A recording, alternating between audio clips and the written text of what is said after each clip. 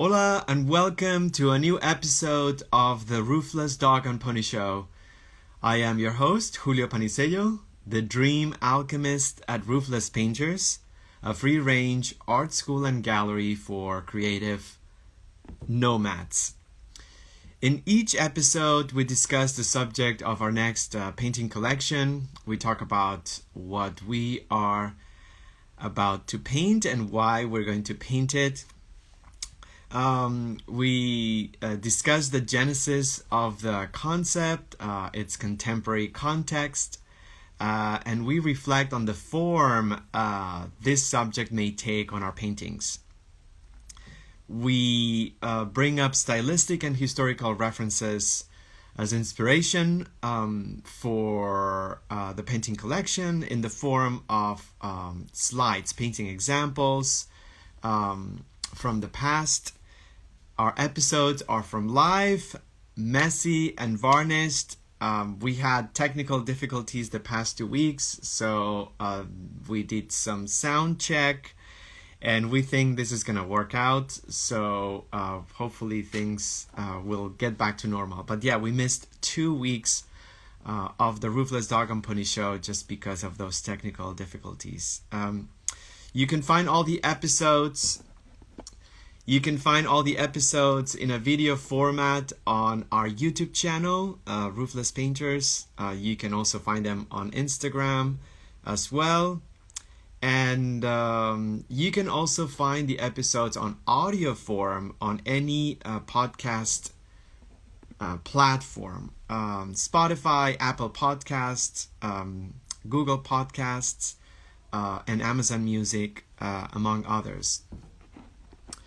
And let's just get started. I'm a little bit terrified about starting the slide, so I just want to say that the title of this next painting collection is going to be A Portrait of a Tree, because tomorrow is National Arbor Day, and people have been celebrating trees this week, and tomorrow is going to be the big day.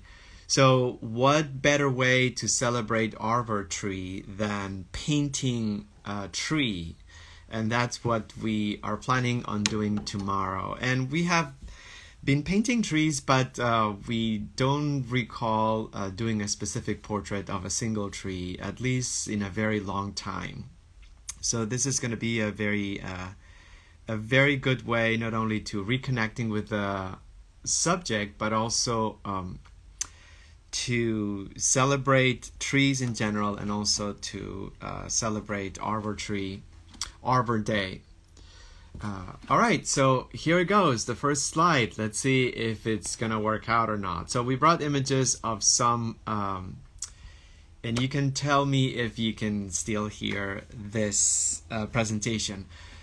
So we brought some images of paintings of trees from the past, and when we curated the images, we just tried to bring paintings that were somewhat different. So this is a painting, or we're showing a painting by Piet Mondrian. Piet Mondrian is known for the abstract geometric paintings, but before he just moved from figuration to abstraction, he was an observational painter, and then he just painted nature in general. So this painting, the title is The Red Tree, although the dominant color is blue, but it's The Red Tree. This was painted in 1910. And it's a good example of rhythm in trees, because when we paint trees, we associate the name trees with a lot of things that we did when we were kids, when we painted or drew the first trees. So on this webinar, we're going to talk a lot about not only how to paint trees, but what are the things that we should incorporate in our practice to make our drawings or paintings of trees a little bit more elevated. And rhythm is going to be one of those concepts. Apart from the amazing color palette of this scene, the dominant blue and the fact that the blue continues on the ground and creates this idea of a single space. This is a very good painting to talk about the architecture of trees. So we're going to talk about compositional elements, we're going to talk about rhythm, we're going to talk about the structure of a tree, the architecture of a tree. So yeah, this is one example of the inspirations for this painting collection. This is also by Piet Mondrian.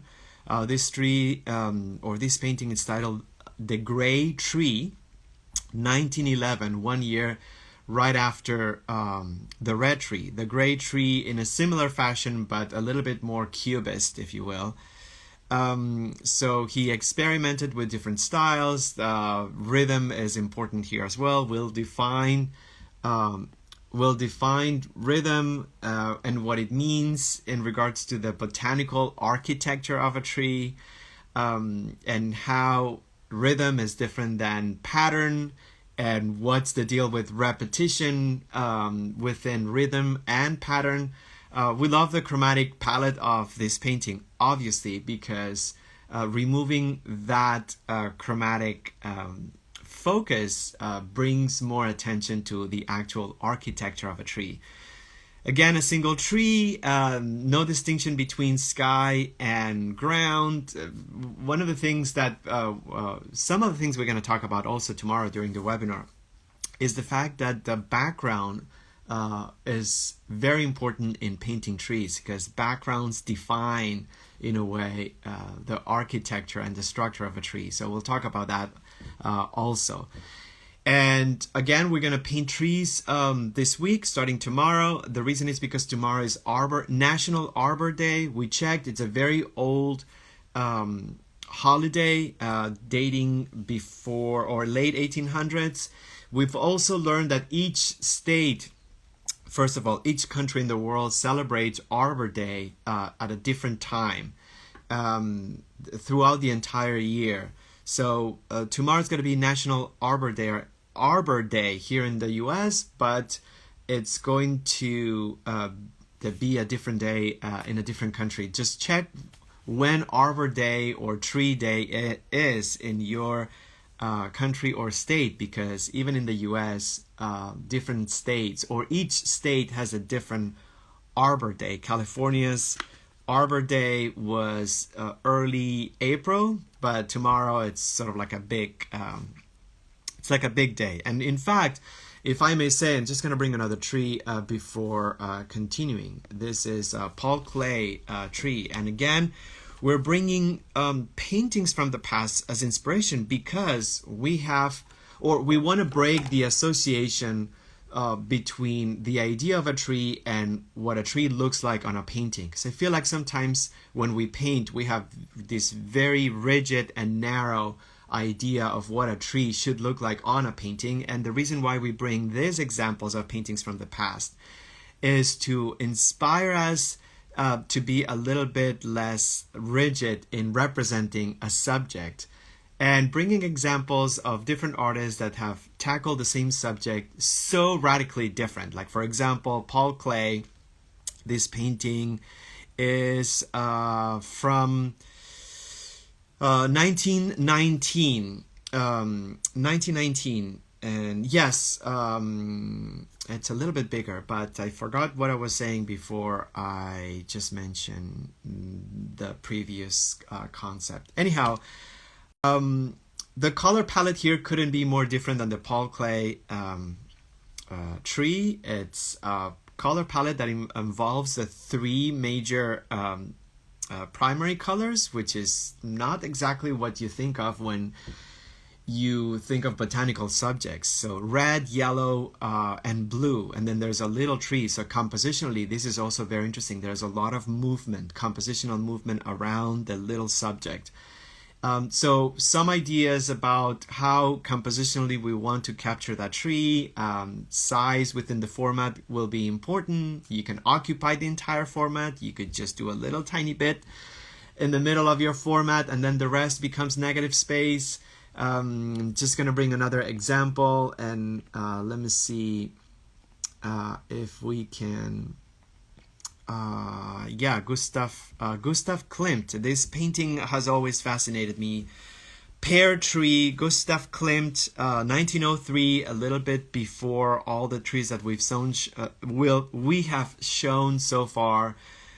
This is a ridiculous painting. I mean, it's just so incredible. Talk about compositionally how the tree not only occupies the entire space, but it just goes beyond it. It's just like throwing, the painter's throwing the tree at us. It's just so big and bursting with texture. So Piet Mondrian was more interested in architecture and rhythm. Gustav Klimt with this painting is interested in just the bursting of the texture on a tree, and you can see the architectural elements right at the bottom, but everything else, I mean, we know that this is a canopy because we have those little tiny wedges of background on the upper left and right corner of the painting. But other than that, I mean, the first thing you get is this sort of like slammed by all this grainy, and this is not our great photo, but it's very colorful. This grainy texture. You barely see any branches within. There's no light percolating through the canopy. It's so bonkers and hence amazing. And then the ground informs us later, after we get hit by the burst of texture, that is in fact a forest or maybe a pear grove, I guess. So another painting that about trees that we love. Just gonna bring this was an interesting example. Paul Warner was an artist known for belonging to the Bay Area figurative movement. Let me see if I can get the year. I think probably 60s. I forgot. This painting, The Tempest, Paul Warner, 1969. So yeah, 70s or late 60s. Compositionally, the tree is not grounded on land, so we love the cropping. The tree is also very small, giving space to a lot of other compositional elements. We also love the fact that this is a palm tree, because I feel like when we think of trees, we immediately think of big canopies, but it's a palm tree with 4 little sad palms sprouting. It looks like an old palm tree that perhaps it has survived something terrible. The Tempest is the title. We love how Paul Warner treated the background. There are no rigid or strong lines on the background. Also, color palette wise, there's this very intense red that doesn't really make sense because the mountain is really far away, so it creates this idea of a foreign alien land. And then the 2 figures that were caught in the scene, they're not posing, they're just sort of like, okay, one is looking at the tree, the other one is looking at the other figure, and they're naked. So I don't know if this is well, we'll talk about it tomorrow, obviously, but yeah, so I'm just gonna go to the next slide. If you guys can continue hearing me, so let me know if you don't. So I'll just stop this. But this is, unfortunately, I cannot show the entire painting, but Maureen Gallus. So enough with the dudes, and let's just bring some contemporary artists, female contemporary artists that are painting nature from life and other ways. Okay, well, thank you. So yeah, Maureen Gallus, we love her work. She's one of the artists that we follow. Her paintings are not very big, and they're just simple scenes of nature and architecture combined. This painting is from 1997, Winter Road. Also very interesting way of approaching a botanical subject or a tree subject, in the sense that what's important is the atmosphere. We talked about atmospheric perspective versus linear perspective. This is something that's going to come up in this webinar and collection of paintings, how we should just focus on atmospheric perspective and not worry at all about linear perspective. Color palette wise, things are so wonderfully desaturated. We love this super dark green. There's green there, but it looks like it's made of muddy dark tones. So another example to paint trees in a very simplified way that's still very effective. Let's just bring a different female artist from a different time, maybe not contemporary, but we just love her work. Berthe Morisso, French Impressionist, the most revolutionary of all the Impressionists, that was brushed aside by art history because you can assume because of her gender. So we talk about Berthe Morisso frequently. This is a painting of a tree, branches of orange tree, 1889. One of the most amazing things about her style is the fact that her brushstroke is very specific. It's very loose. It's not contained. It's not heavy or rigid. She practices fencing in front of the canvas. Everything is like done with a series of small painting cuts. Also, her particular sensitivity for a specific green range. Everything feels pastel and light and soft. Her paintings of gardens are amazing. So we can recognize a Morisso painting by just looking at the green. So this is a perfect example. Compositionally also as inspiration, notice that you don't have to paint a tree that is grounded and paint the entire thing. It could be just a branch of a tree. So I think that's the reason why we also brought this, not only because we love her work, but also because compositionally the study of the tree that you may incorporate in your painting could be just a cropped version or a cropped or a single frame of the entire image. So I have a couple more, and then we'll just tell you how to focus this. Lois Dodd. Lois Dodd is also a contemporary artist. I think she is now based and paints from the UK. We love her work. She does a lot of humble, simplified, incredibly emotional paintings of nature and also of trees. This tree by Lois Dodd, which we recommend that you follow her work. It's actually, scratch that, because that's not a Lois Dodd painting. So anyhow, so that's gonna be a preview. It's very similar. Fairfield Porter, obviously Fairfield Porter. We love his work. He was a contemporary. He was a modern artist, painting from life at a time when it wasn't really trendy. But yeah, this was. This is titled The Black Tree, 1968. Fairfield Porter was born in 1907 and passed away in 1975. So he did live through the most important part of the abstract movement.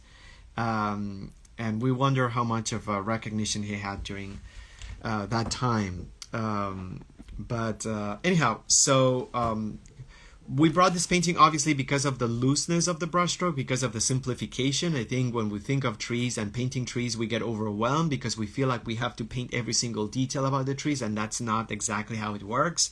We can pick and choose how we want to streamline that figure and then get just the essence. Just get the essence of it. So Fairfield Porter, The Black Tree, 1968, a tree without leaves. So that's another example of when we associate the idea of a tree with a visual representation of that idea, we always think and see green. There's gotta be green on the trees, but that's not. It's an option. It's not necessary, or we don't have to do it. And this could be a good example of that. And after I just switched or confused the slides, let me just bring actually Lois Dodd. This is a Lois Dodd painting, a contemporary artist. She lives and paints in the UK. And we don't have the title of this painting. She's very prolific. She uses watercolor sometimes, acrylic and oil. Observational painter, but we also love how she didn't use green for this tree. We don't know what kind of tree it is, but check out the architecture of the trunk and the branches, and how amazingly contorted it is and dynamic, and the rhythm that it follows from thicker to thinner, and then it's just all dotted with this different size. There's rhythm also on the magenta or the quinacridone rose, we guess. And then think of the Gustav Klimt painting where the green land was at the bottom, and we recognize that that was a landscape because of that horizontal stripe right at the bottom.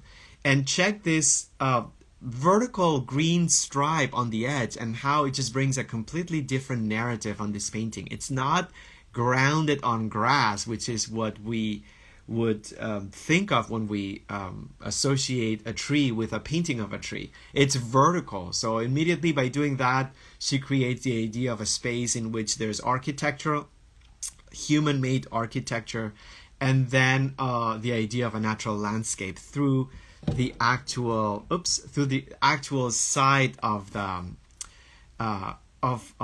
the composition. And let me see if I have another slide or painting example of a different way. Oh, of course, Duncan Grant from the Bloomsbury group. We love all those guys. We wish we could just travel in time, and I don't know how tormented they probably were, but we love that they just slept with each other, I guess.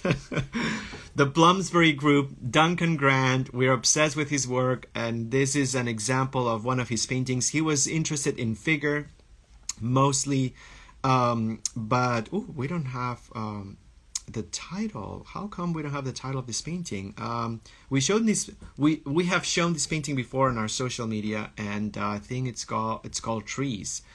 But we can just go in depth tomorrow about this painting, the title, the year. But the most interesting thing here is the fact that the green that he uses has a lot of blue. So there is a radical color palette here, and we don't know if this was done by association or he was actually observing the trees. But it reminds me of Henri Rousseau and the use of green, a self-taught painter that created a lot of landscape scenes, some of them by visualizing the space rather than observing it. So another example of a crowded composition. There are trees everywhere. They are cropped and then playing with size, smaller, medium, and then as a background. There's not a clear idea of visual planes here. Everything's like sandwiched into a single one. And so you get this almost like blanket of green with different shapes that are, some of them anchored, but some of them are just disengaged almost. So really beautiful composition, Duncan Grant. And I think that is all. Oh, well, we have a Monet painting, of course. This is like a more traditional representation. We wanted to bring it because of the level of abstraction on this painting. And again, when we think of trees and how to paint trees, we feel like the more detail we incorporate, the better the painting is going to be. And sometimes that's not exactly the case. This is a good example of that. It's a study of trees. Let me just bring the details. This was an Impressionist painting, obviously. I would say like really early Impressionism, 1859. Yeah, just right. Yeah, of course, Manet. Yeah, a little bit before Impressionism. So this is on the verge of Impressionism, I would say. But